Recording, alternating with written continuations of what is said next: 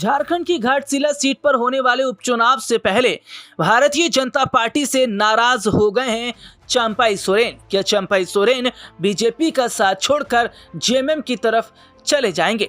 दरअसल अपने दर्शकों को बता दें कि झारखंड की घाटशिला सीट पर होने वाला उपचुनाव दिलचस्प इसलिए माना जा रहा है कि जहां एनडीए ने अपनी पूरी कमर कस ली है और एनडीए इस सीट पर जीतने के लिए पूरी ताकत लगा रही है और साफ छवि के उम्मीदवार को यहां से उतारने की तैयारी में है, तो वहीं जेएमएम भी पूरी ताकत लगाती नजर आ रही है। अपने दर्शकों को बताएं, 15 अगस्त 2025 को झारखंड के शिक्षा मंत्री रामदास सोरेन के निधन के बाद ये सीट खाली हुई थी। रामदास सोरेन के निधन के बाद इस सीट के खाली होने के बाद ये देखा जा रहा था कि इस सीट से आखिरकार किसको उतारा जाए। हालांकि रामदास सोरेन के भाई सोमेश सोरेन की चर्चा चल रही थी, लेकिन सोमेश सोरेन का नाम हटाकर जेएमएम ने रामदास सोरेन की पत्नी सूरजमणि को यहां से उतारने का फैसला कर लिया है और सूरजमणि घाटशिला सीट से चुनावी मैदान में उतरेंगी।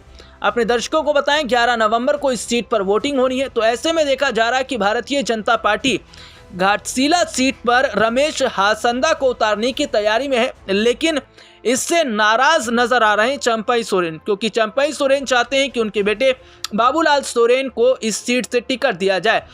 बीजेपी ये चाहती है कि इस सीट पर साफ छवि वाले व्यक्ति को उतारा जाए। दरअसल बाबूलाल सोरेन की छवि साफ नहीं मानी जाती है, उन पर कई आरोप भी लगे हैं और ऐसे में माना जा रहा है कि उनकी साफ छवि नहीं होने की वजह से बीजेपी इस सीट पर किसी तरह का कोई रिस्क नहीं लेना चाहती है। हालांकि चंपाई सोरेन अभी भी इस कोशिश में है कि किसी भी तरीके से अपने बेटे बाबूलाल सोरेन के लिए वो बीजेपी से टिकट ले लें, और अगर बीजेपी चंपाई सोरेन के बेटे बाबूलाल सोरेन को टिकट नहीं देती है तो क्या चंपाई सोरेन भारतीय जनता पार्टी का साथ छोड़ देंगे?